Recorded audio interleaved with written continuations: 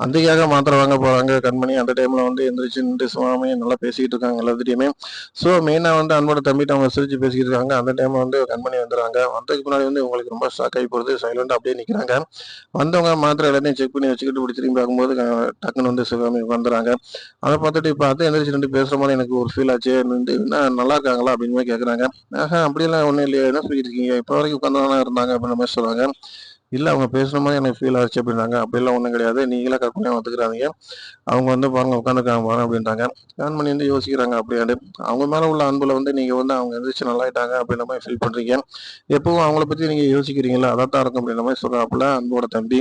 So அதுக்கப்புறம் வந்து அவங்க வந்து குழப்பத்த தீர்த்துட்டு என்ன பண்ணிடுறாங்கன்னா, அடுத்து வந்து தன்னுடைய வேலைகள பார்க்க ஆரம்பிச்சுடுறாங்க.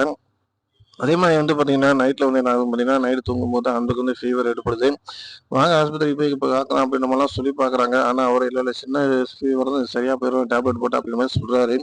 டைம் ஓவர் ஆக ஆக அவருக்கு வந்து காய்ச்சல் அதிகமாயிருது. அதுக்கப்புறம் வந்து நடுக்கம் ஏற்படுது. அவரால ஒண்ணுமே முடியல. நான் அப்பவே சொன்னேன்ல நீங்க கேட்க மாட்டீங்க அப்படின்ற மாரி சொல்றாங்க. என்ன பண்றது சரியாயிரும்னு நான் நினைச்சேன். ஆனா ஆகல அப்படின்ற மாரி வந்து சொல்லி பார்க்குறாப்புல. ஸோ அதுக்கப்புறம் என்ன பண்றாங்கன்னா, குளிர் தாங்க முடியாம இருக்கனால தைலத்த எடுத்து கை கால்கள்லாம் தேய்ச்சு விடுறாங்க. ஸோ அது வந்து அவருக்கு வந்து ரொம்ப வந்து இதாகவும் இருக்கு. அந்த காய்ச்சல் குறையறதுக்கான ஒரு வாய்ப்பா இருக்கும் அப்படின்னு சொல்லி அவர் வந்து என்ன பண்ணாரு பார்த்தீங்கன்னா, கண்மணிய வந்து கட்டி பிடிச்சுக்கிட்டு இறுக வந்து இந்த மாரி என்னால குளிர் தாங்கல அப்படின்னு சொல்லி ஃபீல் பண்றாரு. ஸோ அவங்களும் முடிஞ்ச அளவுக்கு வந்து அவங்களுக்கு வந்து ஃபர்ஸ்ட் எய்ட் பண்றாங்க.